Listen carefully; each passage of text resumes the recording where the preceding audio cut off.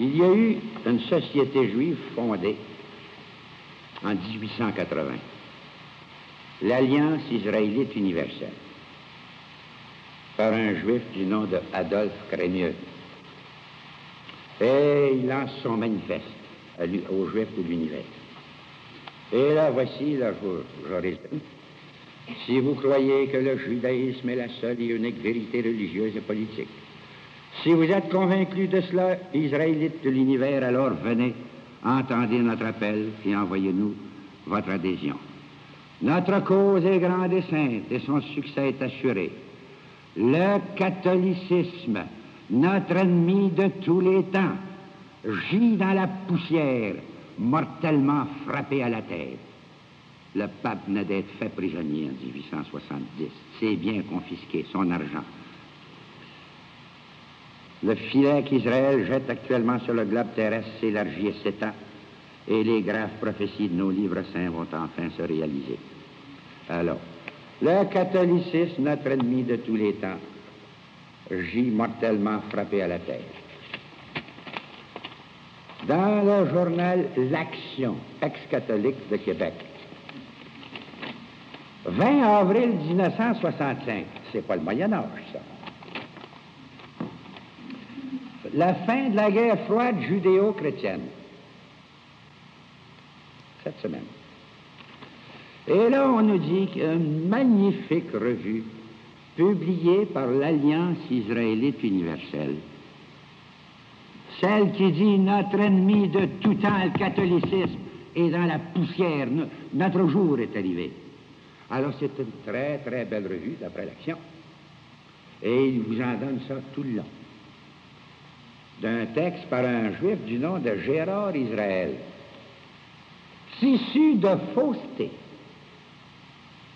On nous dit dans ça que le Concile Vatican II vient d'abolir le syllabus du pape Pie IX.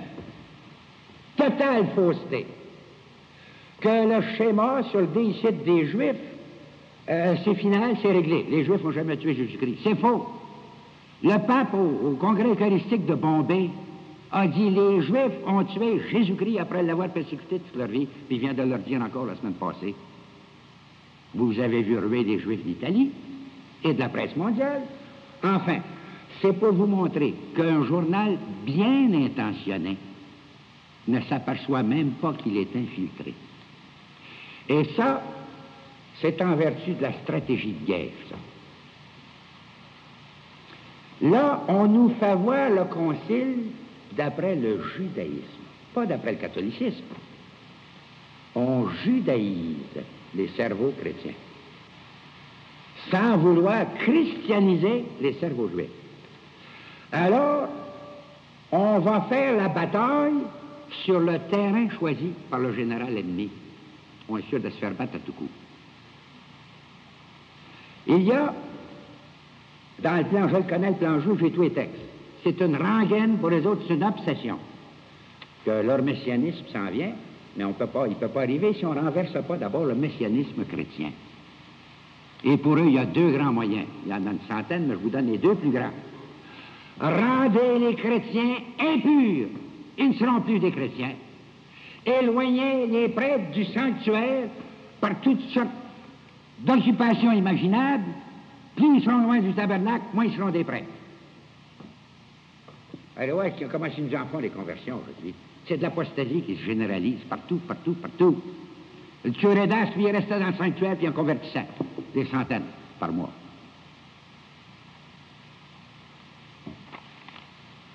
Pourquoi? Tout ce torrent d'impureté qui se répand, pornographie, c'est quelque chose d'horrible.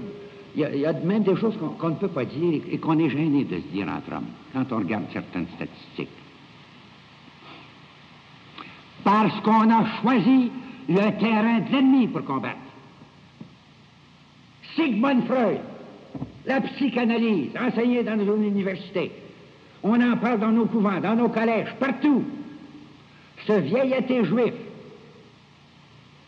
qui nous dit, comme Schweitzer, méfiez-vous toujours des grands noms dans les journaux.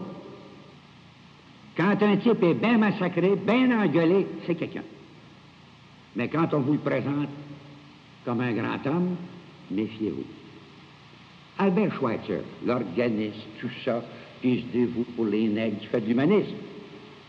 On ne dit pas qu'il le fait pour Jésus-Christ, comme nos missionnaires, nous autres. Non. Pour avoir un nom. Il y a sa récompense, tout le monde en parle. Il y a sa récompense. Il a écrit un livre, La psychanalyse de Jésus-Christ. Voici ce qu'il dit. Jésus-Christ, à force d'être chaste, a créé en lui-même tellement de refoulement, d'inhibition. Il en est devenu schizophrénique, un fou. Et comme tout schizophrénique, il a fini par rencontrer ce qu'on appelle un homme choc, un homme force. Il dit ça, c'était Saint Jean-Baptiste, c'était un pareil. Il était devenu à moitié fou à force de chasteté. Alors là, la mégalomanie l'a pris. Il s'est cru Dieu, puis il s'est laissé tuer. On en est rendu là. Alors imaginez-vous si Jésus-Christ était fou à cause de ça. Qu'est-ce que devait être, à quel point de folie devait être Saint François d'Assise, Saint Stanislas de Kostka, Sainte Thérèse, mais c'est tout des fous. C'est ça qu'il faut conclure avec l'enseignement moderne. Et on nous dit, au Vendredi Saint, j'écoutais ça à la radio, Jésus-Christ, vous savez, ça n'a pas l'air qu'il est mort. Il était dans un coma. On voit ça d'après le Saint-Suaire. Puis ils nous disent, après, il n'y a jamais eu d'expertise scientifique sur le Saint-Suaire. Ben alors, qu'est-ce que c'est fait avant là à nous parler, s'il n'y a pas eu d'expertise scientifique? Et il y avait là un père, je ne sais pas trop quelle sorte de père, c'était un niaiseux, un nono, un zozo, qui n'a pas été capable de répondre. Mais le doute a été créé chez combien de chrétiens qui écoutaient, et qui sont déjà dans le doute. Jésus-Christ n'est pas mort. Alors, il ne se serait pas ressuscité s'il n'est pas mort. Donc, le christianisme serait une imposture, et Jésus-Christ un imposteur. Donc, le communisme aurait raison quand il dit tout ça, c'est une perte de temps, c'est une farce, c'est du burlesque, fermer les églises, c'est une perte d'argent. Il serait logique au moins avec ça. Et il nous amène ça de façon perfide, insidieuse, sans que ça paraisse, toujours par du sophisme.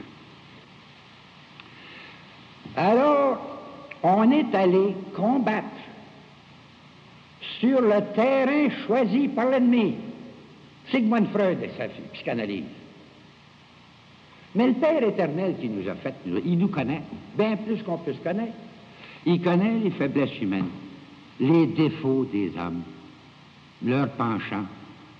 Il a fait 10 commandements. Enlever les 3 premiers, ça concerne Dieu, il en reste 7. Enlever le 4e, ça concerne les parents. Sur 6 qui restent, il a pris la peine d'en faire 2 sur la question sexuelle. 6e et 9e. Mais il faut que ça ait une fameuse importance. Alors, tous nos discuteurs, là, qui sont attirés sur le terrain de combat choisi par l'ennemi, devraient dire à l'ennemi, non, viens combattre sur mon terrain. Le Père éternel, créateur, y a-t-il droit de donner des ordres aux créatures? Oui. Alors, ça s'appelle des commandements. Bon, ben moi, je suis prêt à discuter sur ceci. Impudique point ne sera de corps ni de consentement, l'œuvre de chair ne désirera qu'un mariage seulement. Lève-la mon terrain de combat. Et j'estime que le Père éternel est sacrement plus fin que le vieux fou daté Sigmund Freud. Moi, je ne veux pas aller avec un fou discuter. Pour moi, il n'y a rien que de même qu'on peut parler avec ces gens-là. Moi, on me dit que je suis violent, je suis radical. C'est vrai. Pas peur de ça, en vieillissant, je perds patience. Je l'admets. Extrémiste. Vous avez vu, il y en a un qui s'est fait battre aux États-Unis comme moi, extrémiste. Voici encore un mot. C'est un mot, c'est extrémiste. Quand on l'analyse, est-ce qu'il peut y avoir de l'extrême dans la vertu, la vérité, le bien? Est-ce qu'un juge peut être trop juste en rendant un jugement? Est-ce qu'un marchand peut être trop honnête en faisant commerce? Est-ce qu'un saint peut être trop saint?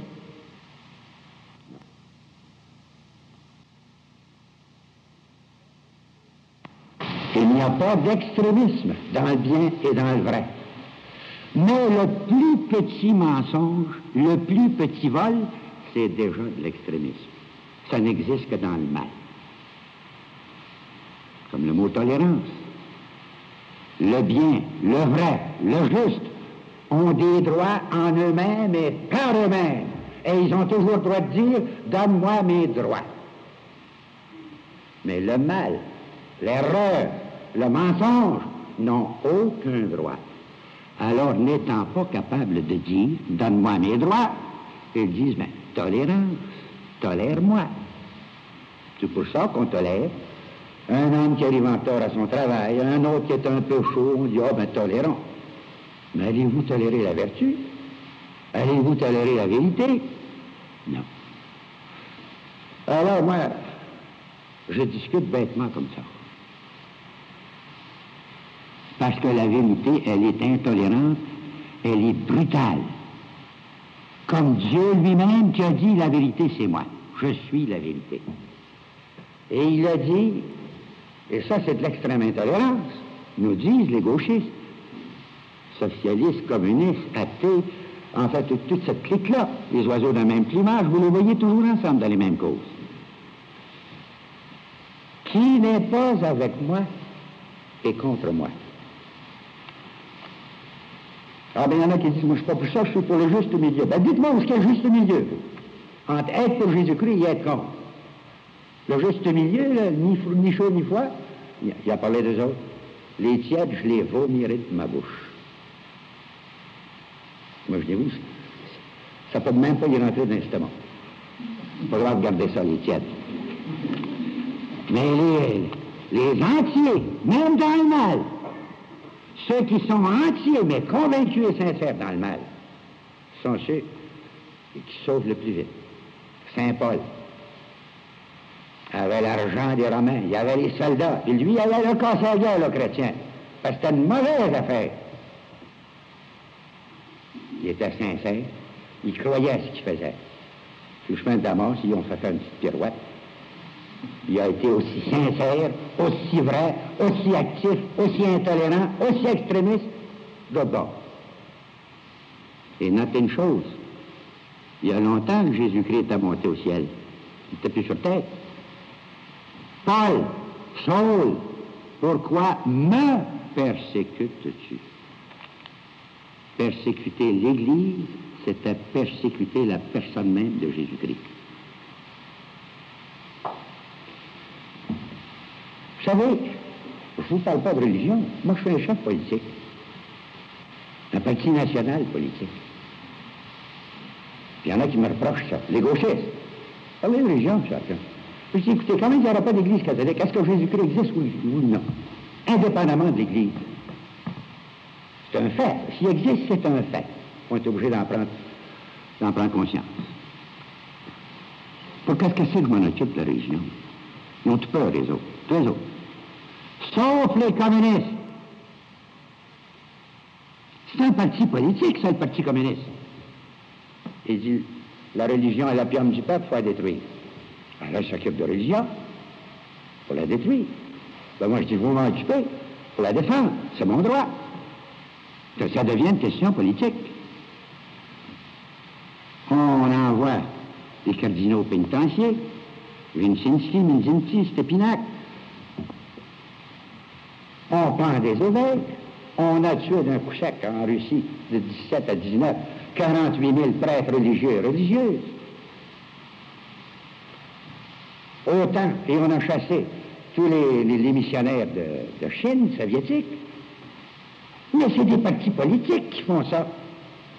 Dans le Québec, qui a décidé que les maîtres de religion ne compteront plus aux examens? C'est un parti politique qui a fait ça. Tout le professeur bien fait qui ont inventé ça, cette histoire-là. C'est un parti politique. Et les conséquences, vous les voyez tout de suite. L'élève se dit, mais si les notes ne comptent pas, pourquoi est-ce que je me forcerais à étudier ça, cette histoire-là? Quand même que je bloquerais à 0, ça ne comptera pas pour monter de classe. Ça, c'est un parti politique qui a fait ça. Cuba, la même chose. Et l'ennemi antichrétien s'occuperait de religion pour la persécuter, pour la détruire, et nous en occuperions pas, nous les laisserions faire.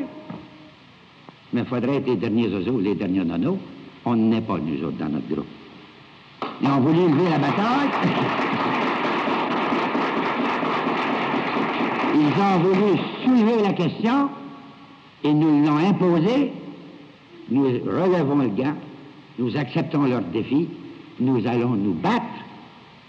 Si nous mourrons en chrétiens. Si nous gagnons, nous gagnerons en chrétiens. Mais c'est par ce signe-là que nous vaincrons, ou avec lui que nous périrons.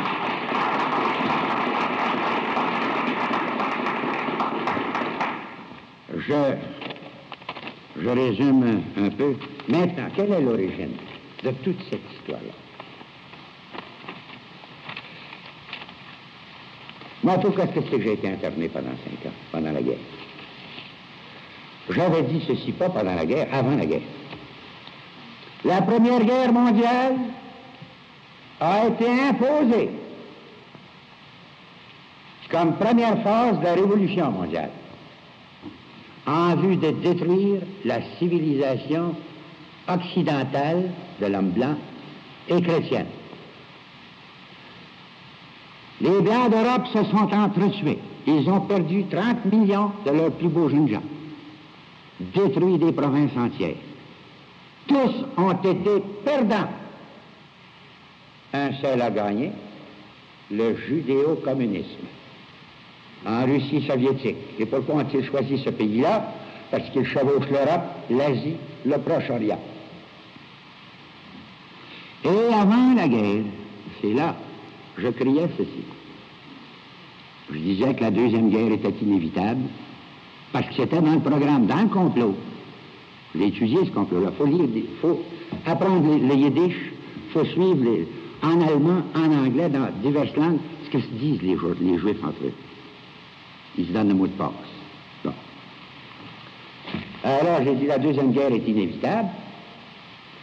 Son but sera de détruire tous les grands empires occidentaux et de continuer l'expansion du communisme dans le monde. Je l'ai écrit avant la guerre. Alors, je peux bien le dire après, mes écrits sont encore là. Alors, on me traitait de prophète de malheur. La guerre s'est faite dans un mensonge. Churchill criait « Je fais pas la guerre pour liquider l'Empire britannique », mais il n'existe plus.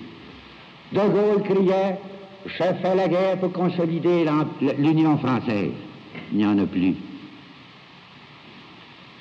Nous faisons la guerre pour donner au monde les 4 libertés, il n'existe plus.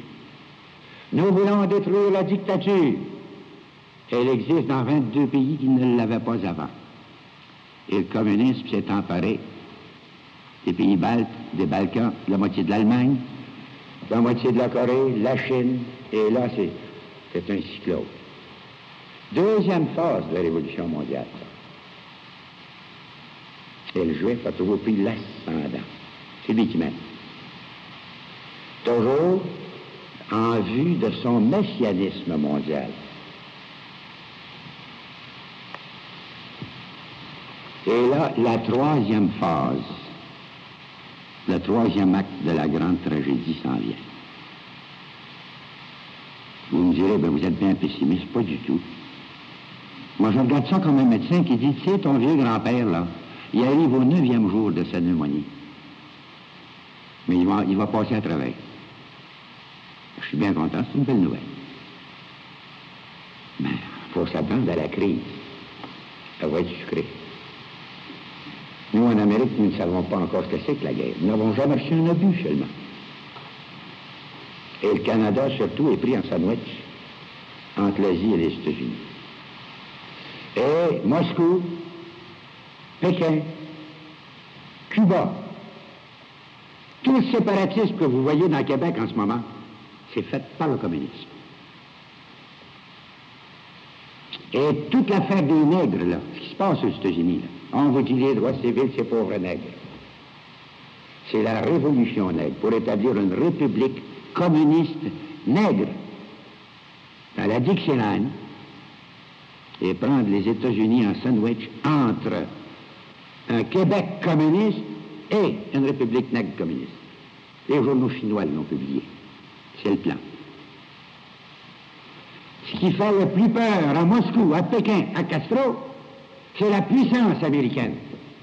La dernière grande qui reste pour faire face à ce danger-là.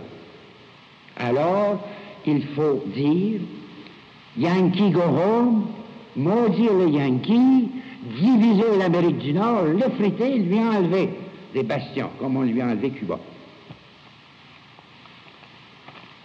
Et ça, voici le plan publié par le Congrès américain. C'est les États-Unis qui ont publié ça, le Congrès américain, le Parlement, la République nègre communiste du Sud, ça prend une partie de la Floride, de la Louisiane, enfin, Alabama, Tennessee. C'est ça qu'est le plan. Alors, il sera pris, les États-Unis, entre ça. Et c'est excessivement infiltré. Même nos journaux les meilleurs, comme je peux le démontrer. Maintenant, d'où est-ce que vous avez vu, tiens, je vais vous montrer encore quelque chose. Je résume pour finir alors que la révérende sœur m'a dit. Voici un portrait. C'est apparu dans un journal, ça, le New Advance. Journal de la jeunesse communiste mondiale de Toronto. En 1938. Ça, c'est une délégation de jeunes communistes canadiens qui allaient au premier congrès de la jeunesse communiste mondiale à Genève, en Suisse, en 1938. Chef de la délégation, l'honorable Paul Martin, ministre des Affaires étrangères du Canada. Le deuxième, un autre jeune homme, T.C. Douglas, qui est aujourd'hui chef du Parti socialiste du Canada. Et le troisième, William Cashton, qui est aujourd'hui chef du Parti communiste du Canada. Qu'est-ce que vous avez vu dans les journaux la semaine passée? Moscou grogne et écrit aux États-Unis, « Sors du Vietnam !» Pearson, en Canada, se lève et crie, « Sortez du Vietnam !» T.C. Douglas dit, « Sortez du Vietnam !» et William Cashton, le communiste, « Sortez du Vietnam !» Vous ne trouvez pas ça curieux que les trois répètent le même cri? Le rouge, le petit rouge, le moyen rouge, puis le gros rouge. Hein? Les trois sortes de rouge qu'on a au pays. L'écho parfait de ce que Moscou a crié, et Pékin. Il y a bien des choses, c'est la coulisse, vous savez, la politique, c'est la coulisse. Écoutez pas ce que les hommes publics disent. En haute politique internationale, 2 fois non, ça veut dire oui. Puis 2 fois oui, ça veut dire non, en haute politique. Chaque fois qu'ils vous disent 2 fois de suite, il n'y aura pas de guerre, ça veut dire qu'il va y en avoir une.